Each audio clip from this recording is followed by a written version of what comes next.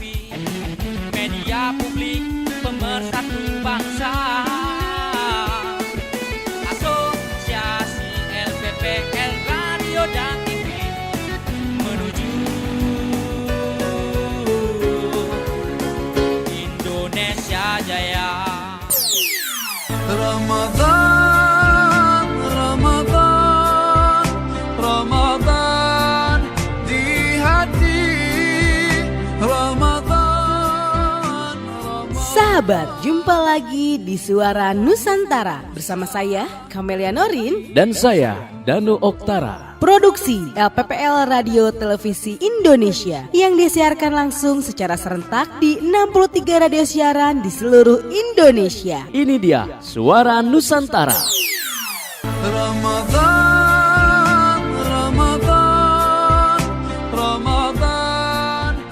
Sahabat Nusantara, untuk episode kali ini kita akan berbicara tentang tradisi Ramadan di seluruh provinsi di Indonesia. Ternyata berbagai macam tradisi yang akan disiarkan di seluruh provinsi di Indonesia akan disampaikan di episode kali ini. Tidak hanya itu, adat dan istiadat yang berbeda ternyata membuat Indonesia semakin beragam. Kita masuk ke provinsi yang pertama, datang dari Jawa Barat, Kabupaten Sukabumi, dengan reporter Mei Junandi bersama LPPL RCL 98 FM.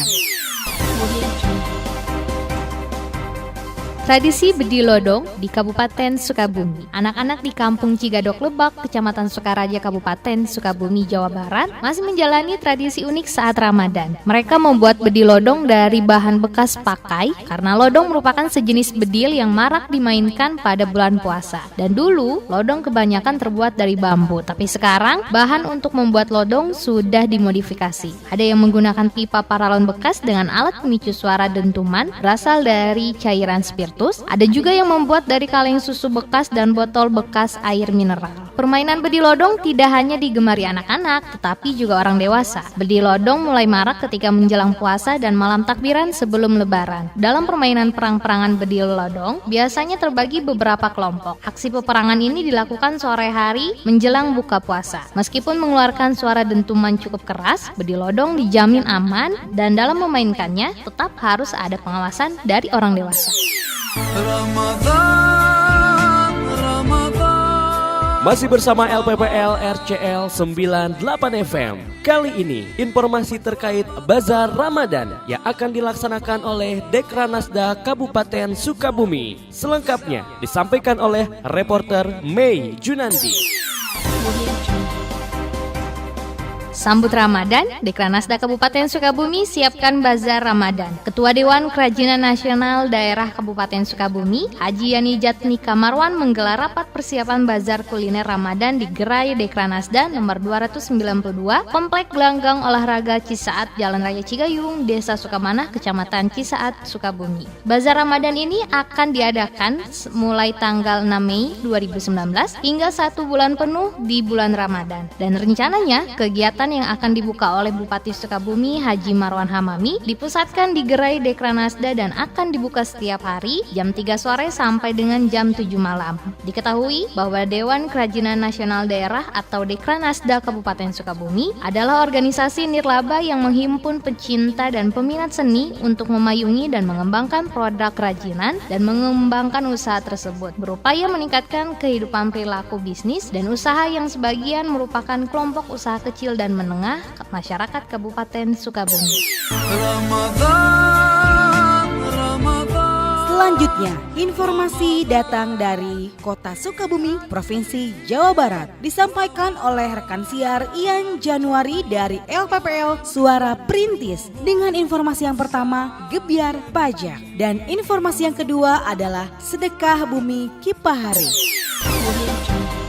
Reporter Ian Januari dari Radio Suara Perintis FM Kota Sukabumi memeriahkan HUT Kota Sukabumi yang ke-105 tahun. BPKD Badan Pengelolaan Keuangan Daerah Kota Sukabumi bekerjasama dengan Bank BJB Cabang Sukabumi dan Torabika melaksanakan sosialisasi dan gerak jalan santai dengan tajuk Gebyar Pajak 2019 baru-baru ini bertempat di halaman Balai Kota Sukabumi. Adapun yang hadir pada kesempatan tersebut Wali Kota Sukabumi Haji Ahmad Fahmi, Wakil Wali Kota Sukabumi Haji Andri S. Hamami SHMH, Sekretaris Badan Pendapatan Daerah Provinsi Jawa Barat, pimpinan SKPD, para camat dan lurah, pimpinan Bank BJB Cabang Sukabumi dan tamu undangan yang lainnya. Dalam sambutannya Wali Kota Sukabumi menandaskan, penerimaan pajak sangat berperan dalam pembangunan negara, bahkan 70% APBN berasal dari pajak. Oleh karena itu dihimbau kepada masyarakat untuk membayar pajak dengan tertib. Di sisi lain, pemerintah Kota Sukabumi menargetkan pendapatan pajak daerah pada tahun ini naik sebesar 50% dari tahun sebelumnya, karena peningkatan pendapatan pajak ini juga akan mempercepat pembangunan di wilayah Kota Sukabumi. Mendukung pencapaian target tersebut, pada acara tersebut disosialisasikan fasilitas baru dalam membayar pajak yang mempermudah pembayaran pajak PBBP 2 karena dapat dibayarkan melalui Indomart.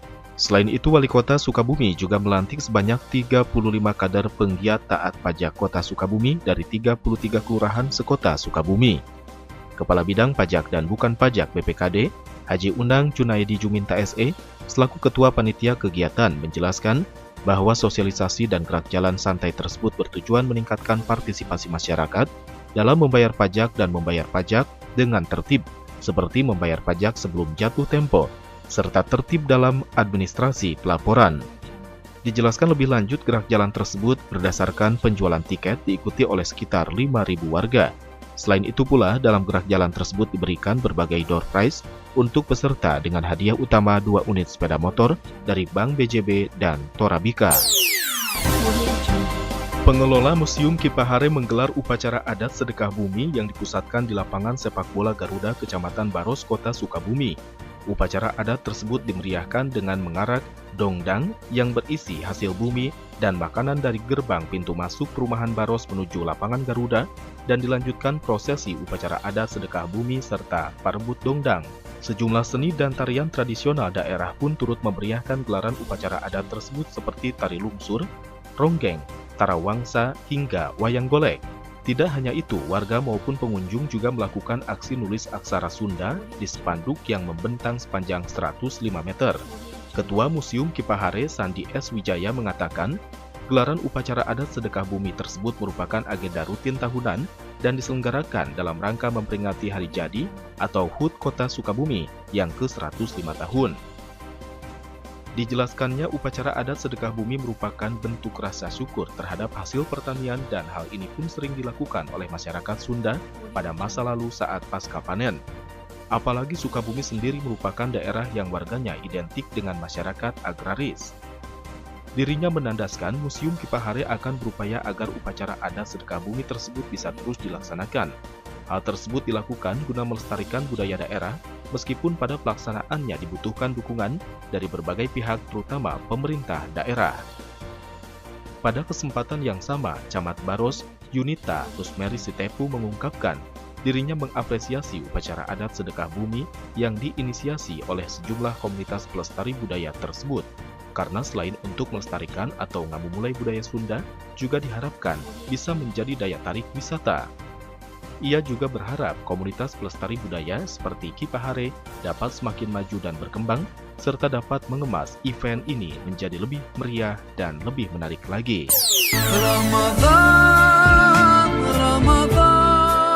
Kita beralih ke Radio Suara Banyu Asin yang akan menyampaikan informasi tradisi tabuh beduk dan kentongan serta pawai obor. Disampaikan oleh reporter Edo Saputra. Di hari pertama puasa Ramadan 1440 Hijriah tahun ini, wilayah Kabupaten Banyuasin, Sumatera Selatan sangat antusias dalam menyambut bulan suci yang penuh kemuliaan ini. Hal ini ditandai dengan adanya tradisi tabuh beduk, gendang, dan kentongan, sembari membawa obor turun ke jalan-jalan keliling kampung, baik tua, muda, dan anak-anak. Hal ini dilakukan sebagai bentuk sukacita atas tibanya bulan suci umat Islam yang hanya satu kali dalam setahun.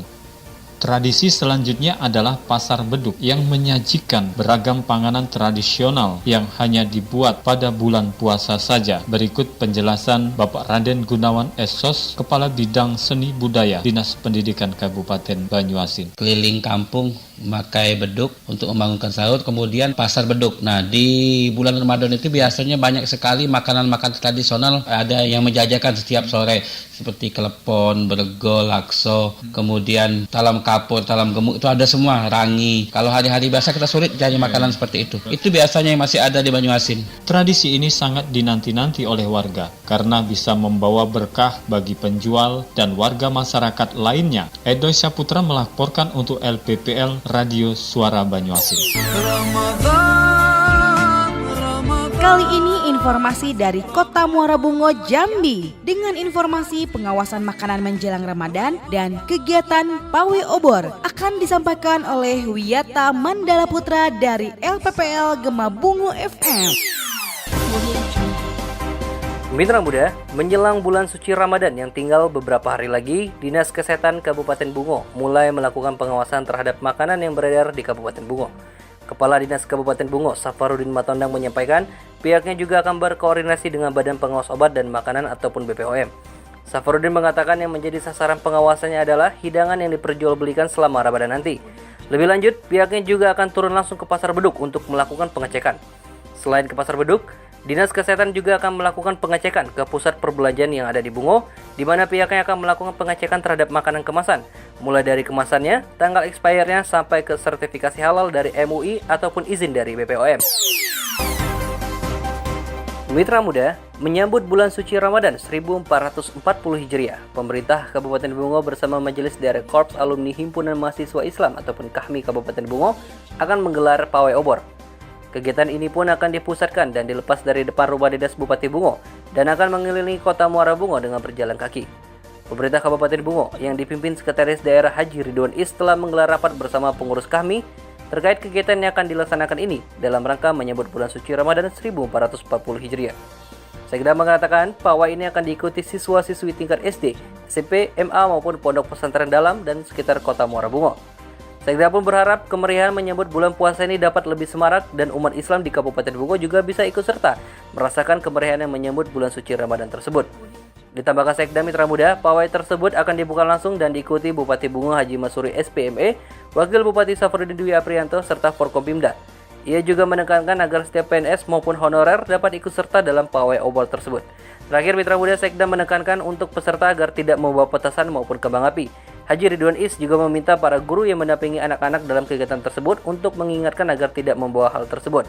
Wiyata Mandala Putra melaporkan langsung dari Gema Bungo FM. Kita beralih ke Kabupaten Mesuji, Lampung. LPPL Radio Mesuji FM dengan informasi wisata Taman Kehati. Ini dia reporter Rio Febrian. Wisata Taman Kehati bisa menjadi salah satu tempat untuk Anda kunjungi bersama keluarga dan orang yang Anda sayangi. Seperti apa objek wisata Taman Kehati yang ada di Kabupaten Mesuji? Berikut kami laporkan. Jika Anda berkunjung ke Kabupaten Mesuji Provinsi Lampung, belum lengkap rasanya jika Anda tidak berkunjung ke salah satu destinasi wisata favorit masyarakat Mesuji. Dengan luas mencapai 40 hektar, Taman Keanekaragaman Hayati atau sering disebut Taman Kehati tidak hanya dikenal masyarakat Mesuji, namun juga dikenal hingga Kabupaten Oki Provinsi Sumatera Selatan dan Kabupaten Tulang Bawang Barat di Provinsi Lampung. Taman Kehati sendiri menawarkan konsep wisata terintegrasi, yakni wisata alam, wisata air, dan kuliner dalam satu kawasan. Area wisata alam, pengunjung dapat menikmati kebun buah langka dan berbagai jenis bunga hias. Kebun binatang yang terdiri dari beragam hewan seperti burung, ayam hias, rusa, buaya, kuda, hingga berbagai jenis ikan. Bagi Anda yang memiliki hobi wisata air, Taman Kehati juga menyediakan wahana waterboom, kolam renang baik ukuran dewasa ataupun untuk anak-anak, hingga penginapan dan pemancingan. Sedangkan bagi Anda yang hanya ingin memilih wisata kuliner, Anda dapat menemukan berbagai aneka makanan di pusat kuliner Taman Kehati. Agar perjalanan Anda lebih berkesan, Anda juga dapat langsung membuat t-shirt sebagai buah tangan dengan desain yang sesuai dengan keinginan Anda. Dengan hanya membayar tiket masuk Rp10.000 per orang, Anda sudah dapat menikmati seluruh wahana yang ada di Taman Kehati. Jadi tunggu apa lagi? Jangan lupa singgah di Taman Kehati yang berada di Desa Mekarsari, Kecamatan Tanjung Raya, Kabupaten Mesuji, Provinsi Lampung. Puncak kunjungan Taman Kehati terjadi saat Lebaran Idul Fitri dengan jumlah pengunjung lebih dari 2.000 orang dalam sehari. Kami menunggu kedatangan Anda di Bumi Raga, Begawe Caram. Reporter Rio Febrian melaporkan untuk Suara Nusantara. Untuk informasi selanjutnya, kita beralih ke LPPL Radio Sukses FM Batu Raja, Sumatera Selatan yang akan menginformasikan tentang penutupan tempat hiburan malam selama Ramadan dan akan disampaikan oleh reporter Irawan Kopa. Saudara, Majelis Ulama Indonesia Kabupaten Ogan Komering Ulu menghimbau seluruh tempat hiburan malam dan panti pijat tidak beroperasi selama bulan suci Ramadan hingga Idul Fitri mendatang. Hal tersebut disampaikan Ketua Majelis Ulama Indonesia Kabupaten Ogan Komering Ulu belum lama ini. Selain tempat hiburan malam dan panti pijat, pihaknya juga meminta pedagang makanan baik warung Tegal maupun rumah makan untuk memasang tabir jika beroperasi pada siang hari. Sementara itu, Kasat Pol PP Agus Salib melalui Kabid Rantip Sopian menuturkan pihaknya mulai gerilya di lapangan di mana tempat hiburan malam, panti pijat, dan rumah makan diberikan surat edaran agar mematuhi peraturan selama bulan suci Ramadan tersebut. Dalam waktu yang tidak ditentukan, pihaknya bersama Polres Ogan Komering Ulu akan menyidak lokasi yang menyalahi aturan selama bulan suci Ramadan. Menurut Sopian, pelaku usaha di Kabupaten Ogan Komering Ulu sangat konsisten. Tahun lalu, himbauan serupa juga pernah dilakukan. Hasilnya, sampai Hari Raya Idul Fitri tidak ada pelanggaran yang dibuat oleh pelaku usaha tersebut. Demikian Irawan Kopa melaporkan dari Radio Sukses Batu Raja, Kabupaten Ogan Komering Ulu, Sumatera Selatan. Sahabat, ini dia LPPL Radio Wibawa Mukti, Kabupaten Bekasi, Jawa Barat, dengan informasi tradisi Rewahan Sambut Ramadan bersama Hiasa Nur Fazia. Tradisi Rewahan Sambut Ramadan tiba. Sejumlah warga, baik perorangan maupun berkelompok, mengadakan acara rewahan. Rewahan merupakan tradisi warga Betawi di Kabupaten Bekasi dalam rangka menyambut datangnya bulan suci Ramadan. Mereka mengadakan acara tahlilan, mengirimkan doa untuk keluarga yang sudah meninggal, kemudian dilanjutkan nyekar ke kuburan, dan diakhiri dengan bagi-bagi nasi begana sebagai wujud syukur serta gembira atas datangnya bulan suci Ramadan. Menurut budayawan Bekasi, Komarudin Ibnu Mikam, tradisi tersebut sudah berlangsung turun-temurun. Tradisi yang ada di Bekasi itu menjelang Ramadan adalah rewahan, nyekar, dan itu dilakukan bisa personal per tiap keluarga ataupun dilakukan secara kolektif, artinya berkelompok dengan masing-masing keluarga itu mengirimkan besek atau makanan. Adapun buat agenda rewahan ini ada sejumlah orang yang membuatkan masakan khusus seperti begana. Disampaikannya, nasi begana adalah panganan khas yang hanya bisa didapati menjelang Ramadan tiba. Nasi begana merupakan sajian khas Betawi yang dibuat dengan bahan dasar ayam yang dibumbui oleh rempah tradisional. Begana memiliki nama unik seunik-uniknya dengan cita rasanya. Hiasa Nur Fauzia, LPPL Radio Wibawa Mukti mengabarkan. Terima kasih, Anda masih bergabung bersama Suara Nusantara. Kali ini datang dari Radio Besema FM, tradisi Ramadan di Pagar Alam yang akan disampaikan oleh reporter Hani.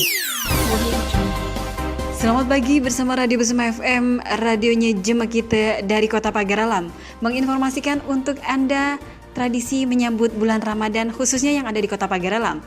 Umat muslim di seluruh dunia melakukan begitu banyak tradisi unik. Tak ketinggalan Kota Pagar Alam yang menjadi salah satu bagian dari Indonesia di Provinsi Sumatera Selatan. Di Kota Pagar Alam terdapat tradisi unik yaitu Metang Kagi. Metang Kagi yaitu acara ataupun kegiatan yang dilaksanakan dalam menantikan buka puasa. Tidak hanya dilakukan oleh sanak kundang kaci kulkawan atau lebih dikenal dengan keluarga besar, orang tercinta ataupun rekan-rekan sejawat. Biasanya Metang Kagi juga didukung dengan kerjasama bersama pemerintah Kota Pagar Alam dengan diadakannya Pasar Ramadan yang biasa digelar di Terminal Induk Kota Pagar Alam di Kecamatan Pagar Alam Utara. Biasanya juga acara Metang Kagi di Kota Pagar Alam diisi dengan begitu banyak kegiatan-kegiatan yang mengangkat seremoni daerah, mulai dari acara makan bersama ataupun buka bersama yang diadakan di sejumlah tempat baik dari masyarakat maupun bekerjasama dengan pemerintah kota. Dan hal ini juga banyak dilaksanakan di seluruh lapisan masyarakat yang ada di Kota Pagar Alam. Metang Kagi adalah salah satu tradisi unik yang selalu disambut dan dinanti setiap bulan Ramadan di Kota Pagar Alam. Dan di Pasar Ramadan yang diadakan setiap bulan Ramadan juga terdapat begitu banyak wisata kuliner, makanan khas yang dijajakan khusus masakan-masakan khas Besema dari Kota Pagar Alam. Indahnya bulan Ramadan juga begitu semarak karena kegiatan ini bukan hanya dilaksanakan oleh sejumlah masyarakat tetapi juga bersinergi dengan pemerintah Kota Pagar Alam. Dari Kota Pagar Alam menyambut bulan Ramadan, Hani melaporkan.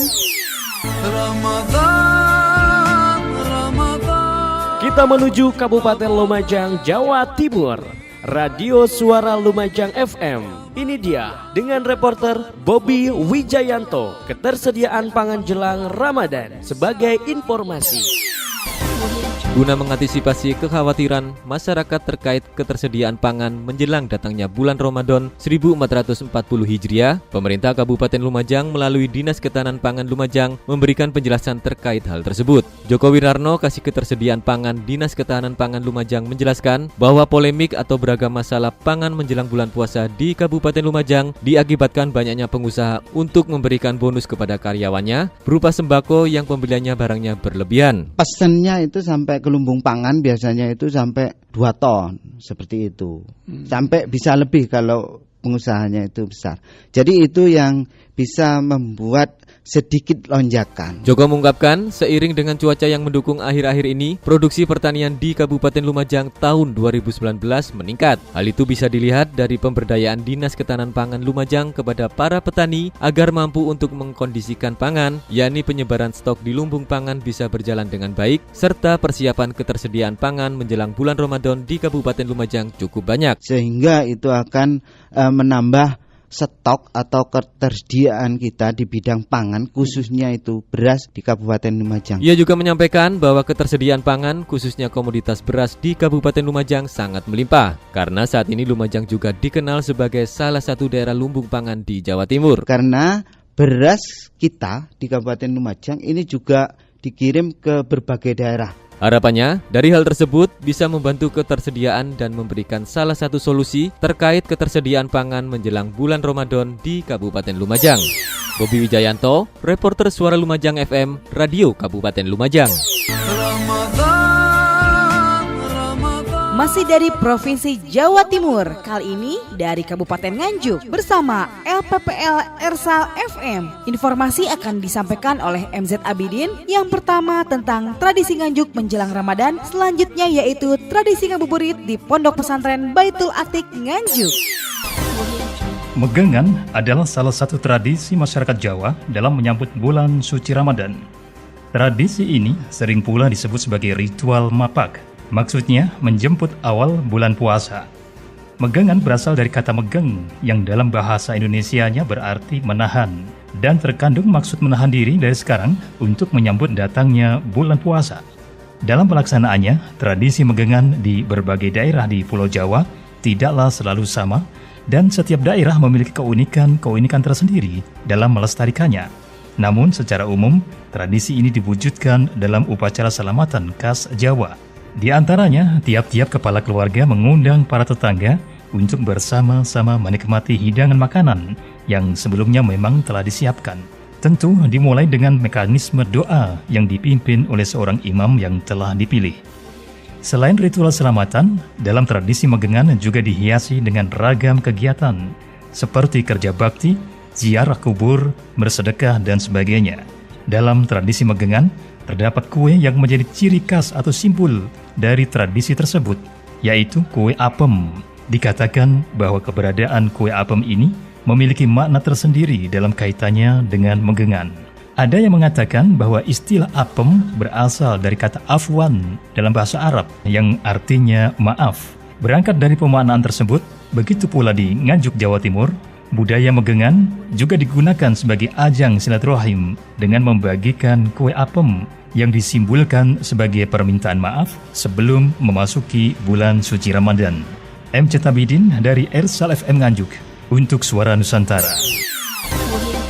Bulan Ramadan selalu disambut dengan penuh sukacita oleh umat muslim. Seperti halnya sekelompok anak muda di Kabupaten Nganjuk ini yang rutin melakukan kegiatan positif dan bernilai islami setiap datang bulan puasa. Sambil ngabuburit atau menunggu waktu berbuka puasa di sore hari, anak-anak muda yang merupakan santri Pondok Pesantren Baitul Atiq Desa Jepoko Kecamatan Brebek ini bersama-sama memainkan alat musik marawis. Sofwanu Zakia, salah satu santri Baitul Atiq, mengatakan musik marawis atau rebana al-Banjari ini dimainkan dengan lantunan solawat sambil menabur rebana dan gendang. Ini kegiatan para santri Baitul Atiq, Pondok Pesantren Baitul Atiq, Desa Jepoko Kecamatan Brebek, untuk mengisi pada bulan Ramadan ini istilahnya ngabuburit. Jadi setelah acara kajian kitab, kita biasanya setiap sore melaksanakan ngabuburit bersolawat bareng dengan menggunakan musik religi tradisional.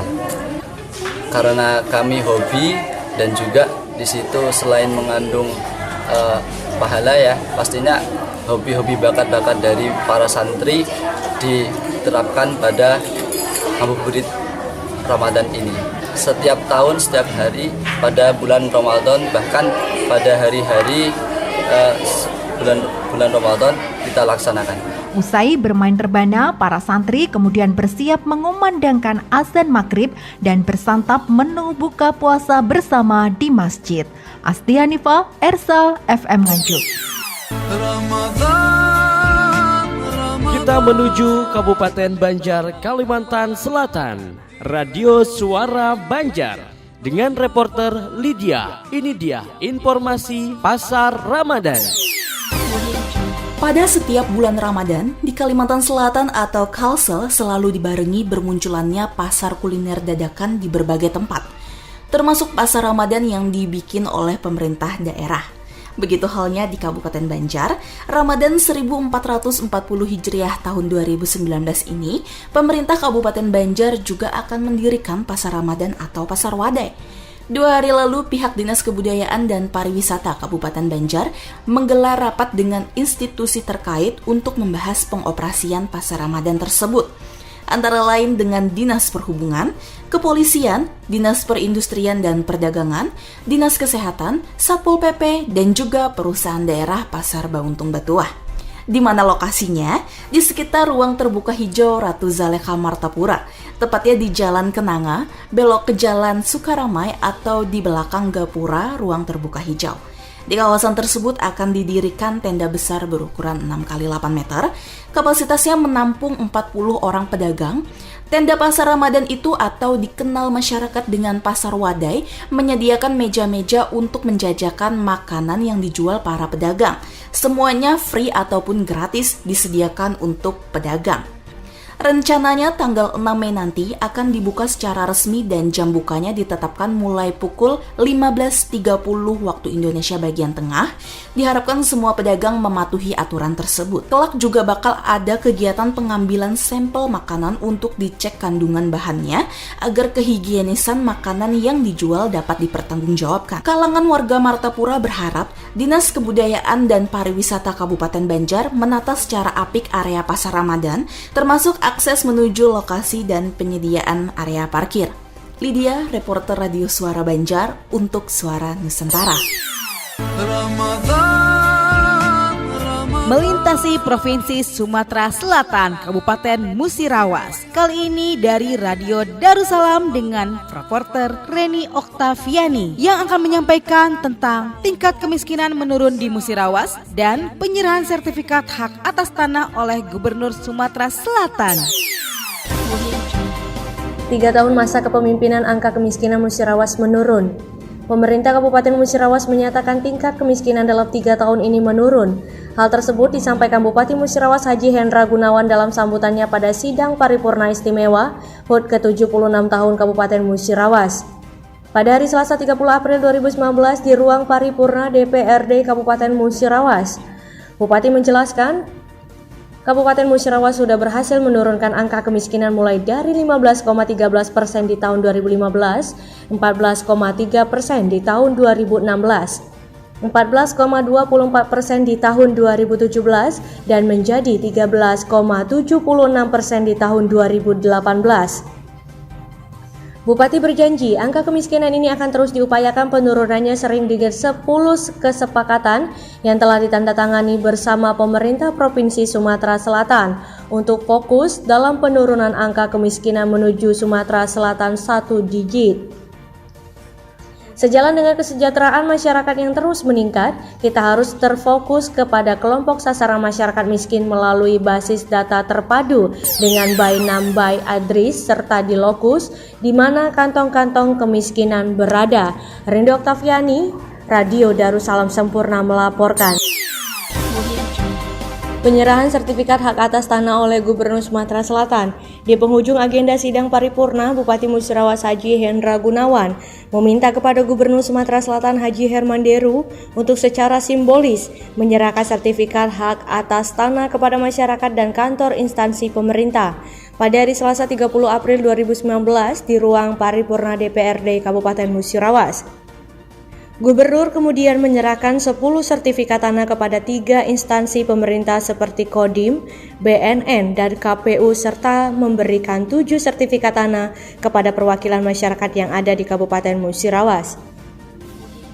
Bupati Haji Hendra Gunawan mengatakan menyerahkan sertifikat tanah ini dalam rangka memberikan perlindungan terhadap hak-hak masyarakat dalam bidang pertanahan. Sebelumnya, pemerintah Kabupaten Musirawas bersama dengan Kantor Pertanahan Kabupaten Musirawas telah bekerja sama dalam pelaksanaan program pendaftaran tanah sistematis lengkap.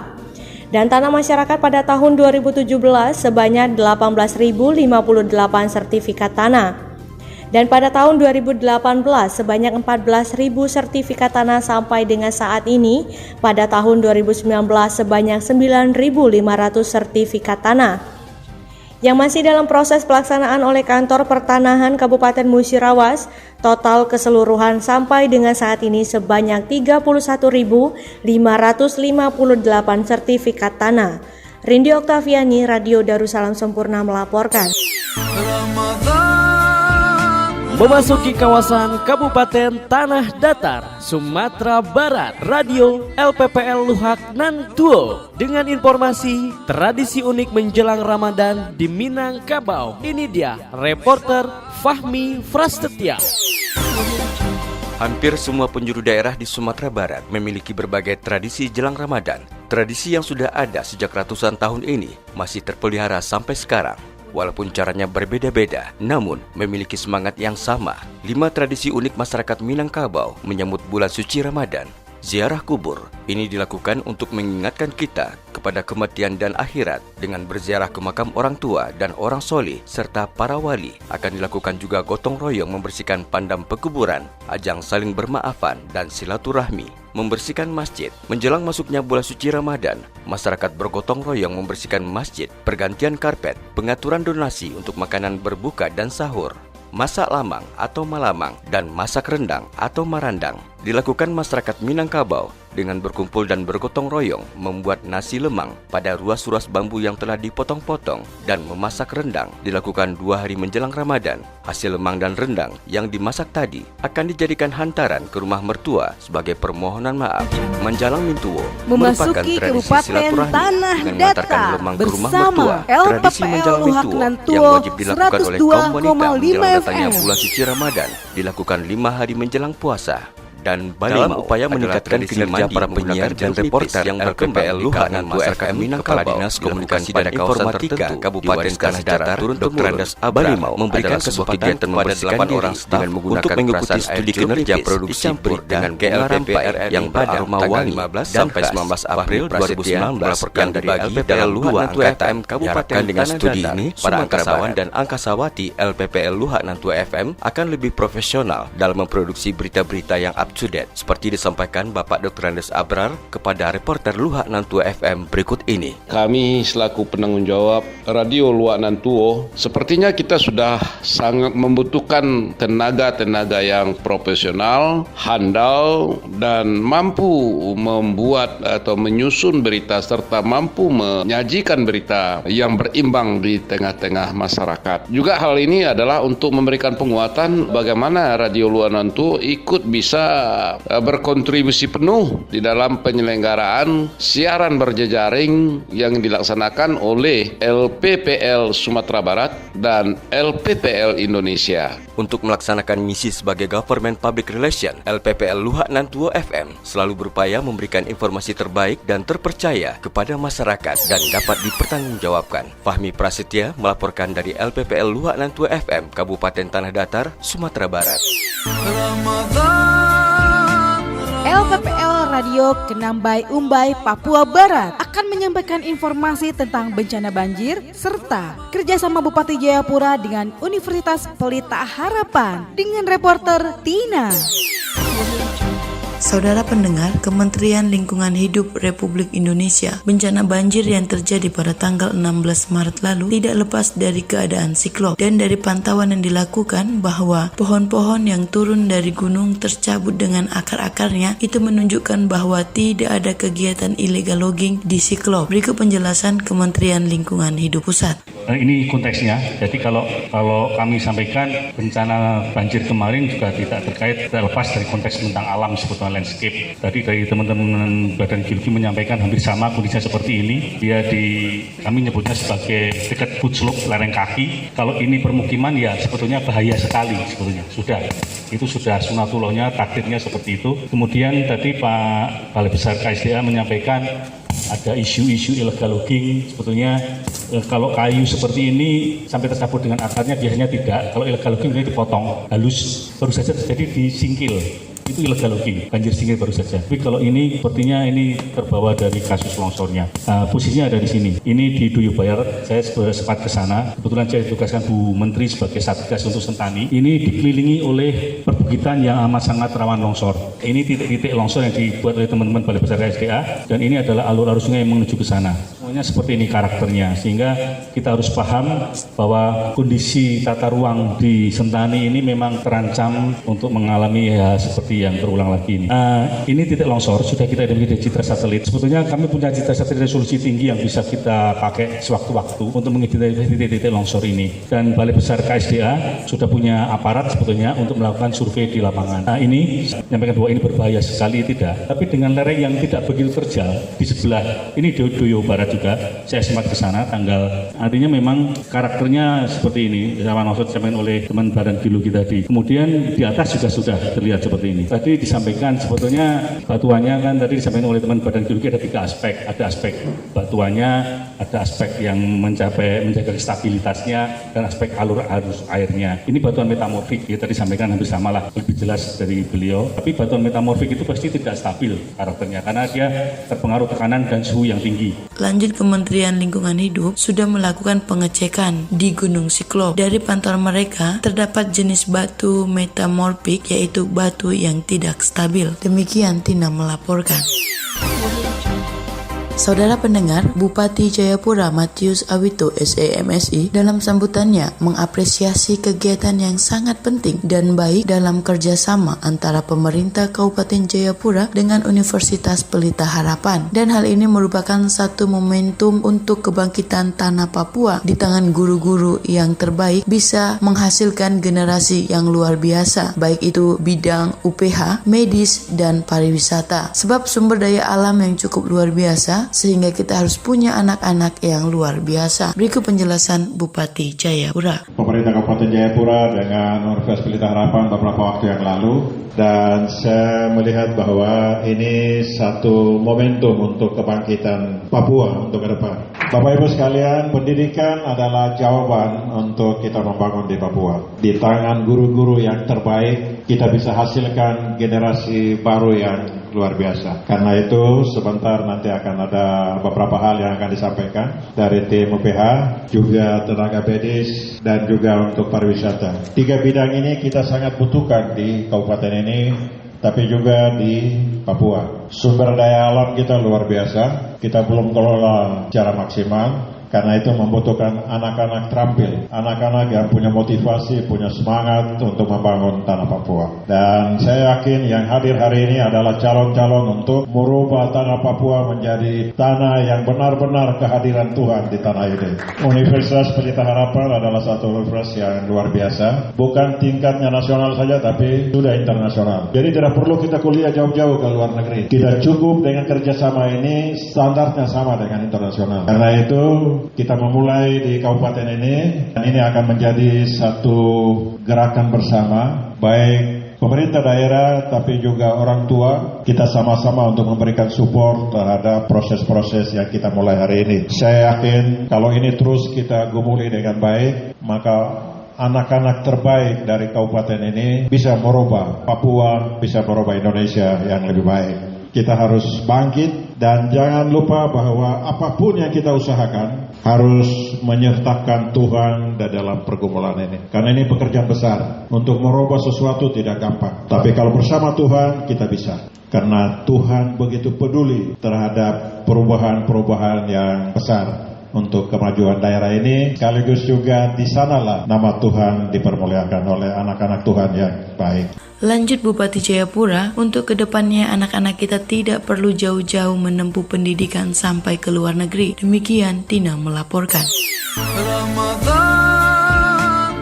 Ini dia LPPL Rapemda Pringsewu dengan reporter Yuliana Sulastri dan Mia Pandanwangi dengan informasi apresiasi untuk Kabupaten Pringsewu dari para penegak hukum, dan Pringsewu siap menjadi tuan rumah MTQ Lampung.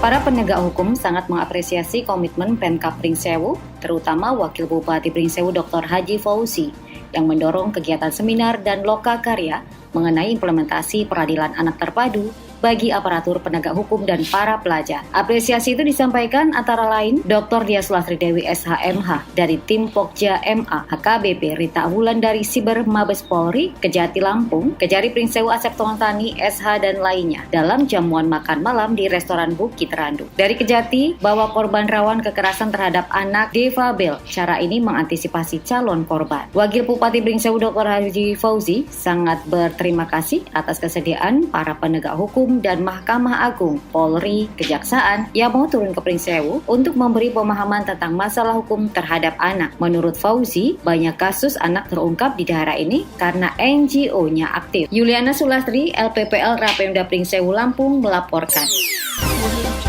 Ketua LPTQ Kabupaten Pringsewu Budiman mengatakan Kabupaten Pringsewu siap menjadi tuan rumah Musabakoh Tilawatil Quran atau MTQ Provinsi Lampung ke-48 tahun 2020 mendatang. Pernyataan tersebut disampaikan di hadapan para kafilah dari 15 kabupaten atau kota seprovinsi Lampung pada acara malam ta'aruf dan pelantikan Dewan Hakim MTQ Provinsi Lampung ke-47 di Gor Zainal Abidin Pagar Alam Kagungan Ratu Kota Panaragan Jaya, Ibu Kota Tulang Bawang Barat. Acara ini dihadiri Ketua LPTQ Provinsi Lampung dan para Ketua LPTQ Kabupaten atau Kota seprovinsi Lampung. Menurut Budiman, yang juga selaku Sekretaris Daerah Kabupaten Pringsewu, pemerintah Kabupaten Pringsewu saat ini sudah mulai mempersiapkan diri untuk menjadi tuan rumah perhelatan akbar tersebut. Budiman juga berharap doa dan dukungan semua pihak agar MTQ Provinsi Lampung ke-48 di Kabupaten Pringsewu pada tahun 2020 mendatang dapat berjalan lancar. Nia Pandanwangi, LPPL Rapemda Pringsewu Lampung melaporkan. Dan yang terakhir, datang dari Provinsi Bali. Informasi ini disampaikan oleh Radio Publik Kabupaten Bangli dengan informasi serangkaian hari ulang tahun RPKB FM yang akan disampaikan oleh rekan reporter Dian Ambarsari. Sahabat setia dan warga Bangli tercinta, memperingati hari jadinya yang kedua, Radio Publik Kabupaten Bangli RPKB 102,4 FM menggelar Lomba Lagu Pop Bali, Kamis 2 Mei kemarin. Lomba yang dibuka Sekretaris Daerah Kabupaten Bangli, Insinyur Ide Bagus Gede Giri Putra MM, diikuti 21 peserta dari perwakilan SMA SMK se-Kabupaten Bangli. Sebagai pembukaan lomba, Sekda Giri Putra tampil di atas panggung sebagai peserta istimewa menyanyikan lagu Suksema Bangli untuk menyemangati peserta lomba. Sekda Giri Putra pada kesempatan itu mengaku sangat mengapresiasi kegiatan ini karena sangat sejalan dengan arahan Gubernur Bali dalam pelestarian seni dan budaya Bali. Menurutnya kegiatan ini sangat positif, apalagi dinilai oleh juri-juri yang sangat berkompeten di bidangnya. Dian Ambarsari melaporkan dari Radio Publik Kabupaten Bangli. Sahabat, terima kasih Anda sudah bergabung di Suara Nusantara yang disiarkan oleh 63 stasiun radio se-Indonesia yang diproduksi oleh Asosiasi LPPL Radio dan Televisi Indonesia. Sampai berjumpa lagi di edisi selanjutnya.